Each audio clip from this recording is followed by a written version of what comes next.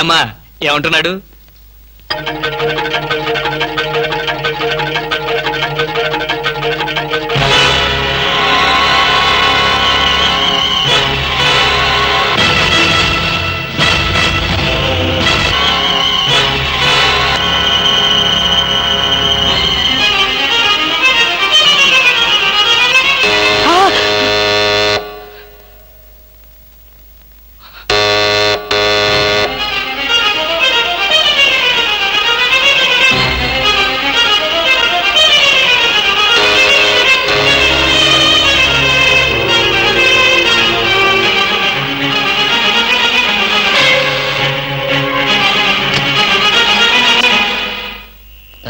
Doctor Ramanareddy గారు ఇల్లు ఎక్కడో చెప్పగలరా?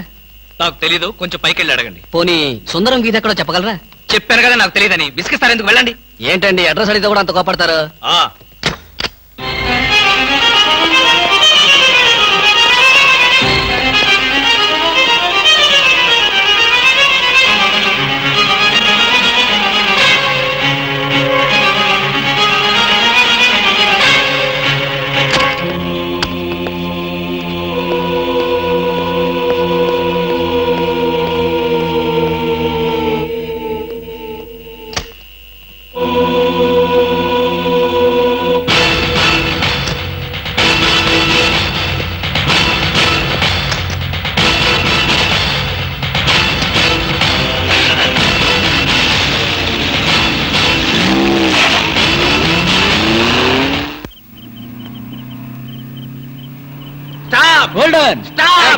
ఇడియట్స్, బుద్ధి లేదు.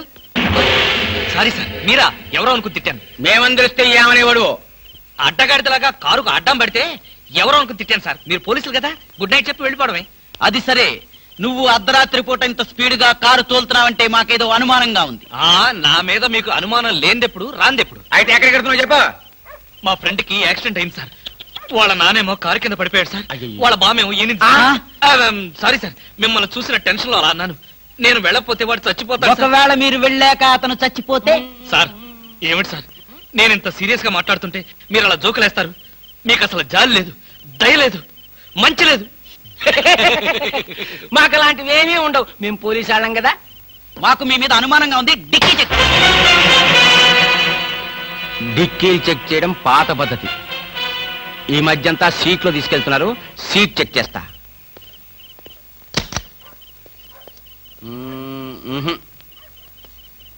ఏం లేదు, మీరు వెళ్ళచ్చు. అసలు సంగతి మర్చిపోయాం. మా సైకిల్ పంచర్ అయింది. దాన్ని డిక్కీలో పెట్టుకుని మమ్మల్ని కాస్త పోలీస్ స్టేషన్ దగ్గర డ్రాప్ చేస్తే. ఇప్పుడు పోలీస్ స్టేషన్ కా? నాకంత టైం లేదు. కావాలంటే మీరే కొత్త సైకిల్ కొనుక్కోండి. ఊరికే పోలీసాడికింత డబ్బిచ్చాడంటే ఏదో నేరం చేసే ఉంటాడు. మాస్టారు, ఓసారి డిక్కీ తెరుస్తారా? డిక్కీ తెరవండి. రండి, డిక్కీ తెరవండి.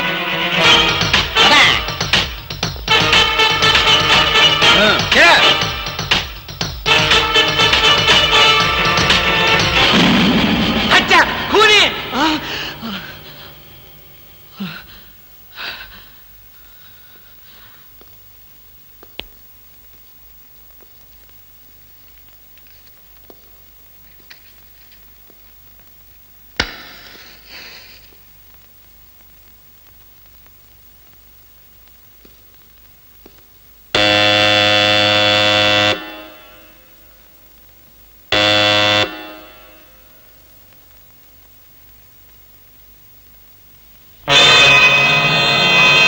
తప్పు చేసిన వాడు స్నేహితుడైనా బంధువైనా సరే వదిలిపెట్టేది లేదు.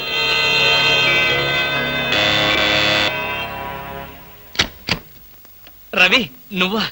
ఏంట్రా ఇందాక నుంచి కాలింగ్ బెల్ కొడుతున్నాను, వినపడ్డలేదా? నిద్రపోతున్నాను కదా, వినపడలేదు. నిద్రపోతున్నావా? లైట్లన్నీ వెలుగుతున్నాయి అంటే రాగానే లైట్లన్నీ వేశాను రా. ఆ తర్వాత టైర్డ్ అయిపోయాను, నిద్రపోయాను. ఏంటి డ్యూటీ లేదా? ఎందుకు లేదు, కొత్త డీజీపీ గారు ఢిల్లీ నుంచి వస్తారు. రిసీవ్ చేసుకుందాని ఎయిర్పోర్ట్ కి వెళ్తూ ఏంట్రా మన వాడి ఇంట్లో లైట్ వెలుగుతున్నాయని చూసిపోతాను వచ్చా. అలాగా, ఢిల్లీ ఫ్లైట్ మరైతే టైం అయింది కదరా. పద పద పద. ఏమిట్రోయ్ వచ్చినోడిని వచ్చినట్లే పంపాలని చూస్తున్నావు, ఏంటి విషయం? నువ్వెక్కడుంటే నాకు అభ్యంతరం ఏమిట్రా? ఎంతసేపు కావాలో ఉండొచ్చు. You can SIT down. మరి ఆ కంగారు చెమట్లేంటి? చెమట్లా కంగారా? ఏమీ లేదే, నథింగ్, నో. లాభం లేదు, బయలుదేరరా. ఎక్కడికి? హాస్పిటల్కి. హాస్పిటల్కా? మరి నిద్రపోతుంటే ఆ చెమట్లు కంగారు ఏమిట్రా? అంటే రవి, ఆఫీస్ పనుల వల్ల ఒకే టెన్షన్ రా, టెన్షన్. రే, ఆఫీస్ టెన్షన్ అని ఆఫీస్లోనే వదిలేయాలరా. పైకి వెళ్ళి ఏ టెన్షన్ లేకుండా హాయిగా పడుకో. వస్తాను. Thank you. Bye.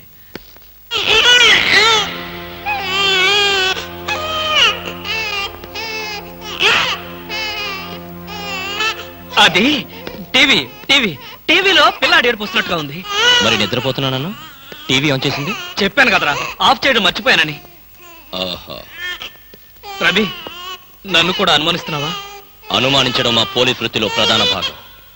Ravi, Ravi, నేను చెప్పేది విను. రవి, రవి, రవి, అది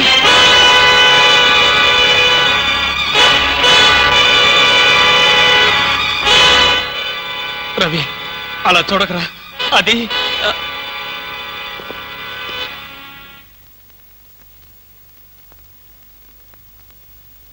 ఈ హత్య నేను చేయలేదురా. అయితే ఈ హత్య ఎవరు చేశారు? నాకు తెలీదు. ఆ అమ్మాయి ఎవరు? తెలీదు. ఆ అమ్మాయి ఎవరో నీకు తెలీదా? ఈ హత్య ఎవరు చేశారో నీకు తెలీదా? నీ ఇంట్లో నీకు తెలియకుండానే ఈ హత్య జరిగిందా? అది నేను నమ్మాలా? రవి, అసలు ఏం జరిగిందంటే,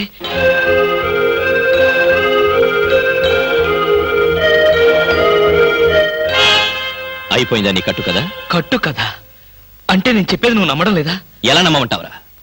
అమ్మాయిల విషయంలో నీ ప్రవర్తన ఏంటో అందరికీ తెలుసు. నీకు అమ్మాయికి సంబంధం ఉండుండొచ్చు. ఏదో ఒక గొడవ పడి అమ్మాయి నువ్వే చంపుండొచ్చు. రవి, నన్ను అర్థం చేసుకోరా, నేను ఏ పాపం ఎరగను. అయితే ఈ సంఘటన జరిగిన వెంటనే పోలీసులు ఎందుకు రిపోర్ట్ చేయలేదు? ఆ షాక్ లో ఏం చేయాలో నాకు అర్థం అవ్వలేదు. నాకు కూడా తెలియకుండా శవాన్ని దాచాలని చూసావంటే నేనేమనుకోవాలరా? నా కర్మ అనుకోవాలి. నేను ఎలాంటి వాడినో తెలుసు కూడా నువ్వే నన్ను నమ్మకపోతే నన్ను ఎవరు నమ్ముతారా? నీ స్నేహితుడిగా నేను నమ్మినా ఈ ప్రపంచం నమ్మదు. మా డిపార్ట్మెంట్ అసలే నమ్మదు. అయితే ఇప్పుడు పోలీసులు ఫోన్ చేస్తే నిజాయితీగా బేడీలు వేయించుకున్నవాడు అవుతావు. రవి, నీ నిజాయితీకి నీ స్నేహితుడిగా నేను గర్వపడతాను. అయితే చెయ్యని నేరానికి శిక్ష అనుభవించక తప్పదా? అంతేగా. నువ్వు నేరం చేశావా లేదా అన్నది కాదు ప్రశ్న. జరిగిన సంఘటన ఏం మార్చావు? ఏ చట్టం నోరు నువ్వు నొక్కాలని ప్రయత్నించావో అదే నోరు తెరిచి నువ్వు నేరం చేశావంటుంది. ఏ న్యాయం కళ్ళు నువ్వు కప్పాలని ప్రయత్నించావో అవే కళ్ళు నిన్ను ఉరిమి చూస్తాయి. ఈ ప్రమాదం నుంచి నేను బయటపడే మార్గమే లేదా రవి? ఉంది. ఒక స్నేహితుడిగా నీకు సాయం చేస్తాను. థ్యాంక్స్ రా. అయితే ఓ మాట చెప్పు. తను చనిపోయే ముందు ఆ అమ్మాయి ఎవరో ఏమిటో వివరాలు చెప్పిందా? లేదు. తనకు సంబంధించిన మనుషుల పేర్లు గాని స్నేహితుల పేర్లు గాని చెప్పిందా? ఒక్క మాట కూడా చెప్పలేదు. ఇక్కడ వచ్చినప్పుడు తనతో పాటు ఏదైనా వస్తువులు తెచ్చిందా? గుర్తులేదు. సరే సరే, పద, పెరట్లో పూడ్చి పెడతాం.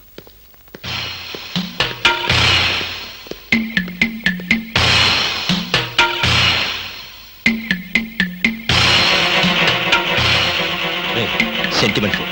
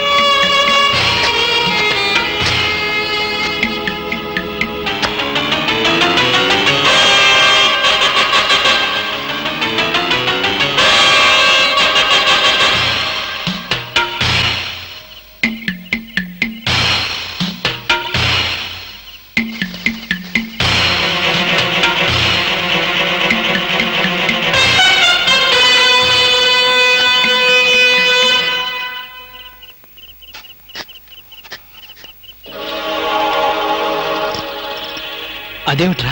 పోలీసు వాడిని కదా, ఏదైనా ఇన్వెస్టిగేషన్ పనికి వస్తుంది. త్వరగా కానీ.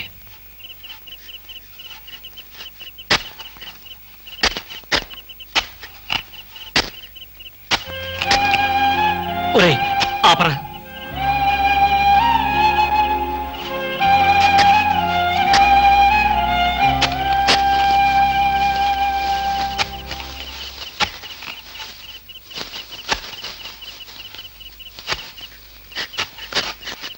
ఇదిగో 1000 రూపాయలు, 500 వడ్డీ అవుద్ది.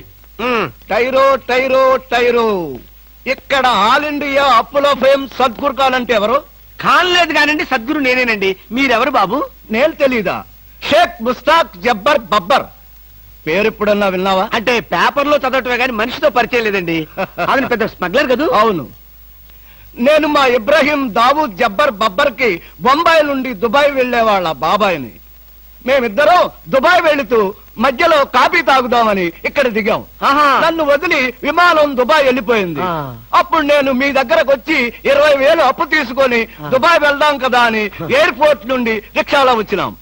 నాకంతా ఏదో అయోమయంగా ఉందండి. నాకు అలాగే ఉంది. కానీ వస్తువు లేకుండా అప్పిచ్చే అలవాటు నాకు లేదే. అందుకేగా కాస్త పొడుగైన దీన్ని తీసుకొచ్చాం. ఏంటది? రోకలే కాదు, 2.5 లక్షల ఖరీదైన AK-56 గన్.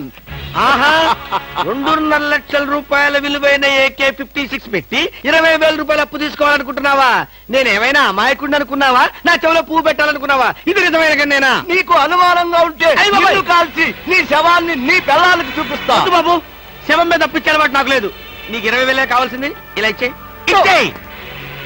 అయ్యో, ఏమిటండి ఇది? ఈ మధ్య కత్తులు తుపాకులు కూడా తాకట్టు పెట్టుకుంటున్నారా? నోరుమై.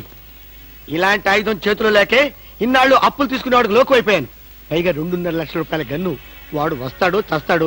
వస్తే వడ్డీ లాభం, లేకపోతే గన్ లాభం. పద పద, మళ్ళీ వాడు మనసు మార్చుకుంటాడు. పదా ఏందా పాలు తాగు. ఏం లేదురా, ఇలా పెట్టుకున్న నోట్లో తాగేటమే. అర్థం అవ్వలేదురా. చూడ, ఇలా పట్టుకుని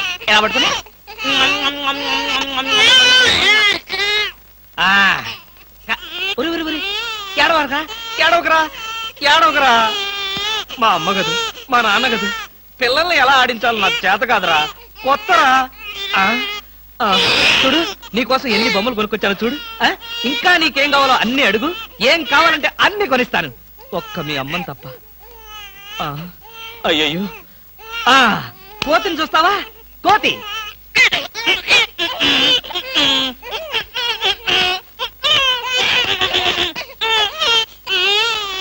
ఓహో, నీ కోతి నచ్చలేదా? అయితే గుర్రం.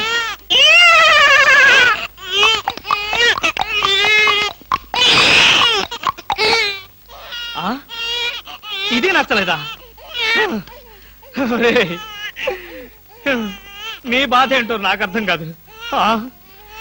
నా భాష ఏంటో నీకు తెలీదు. ఓహో, కుక్క. కుక్క కావాలి నీకు. కరెక్ట్.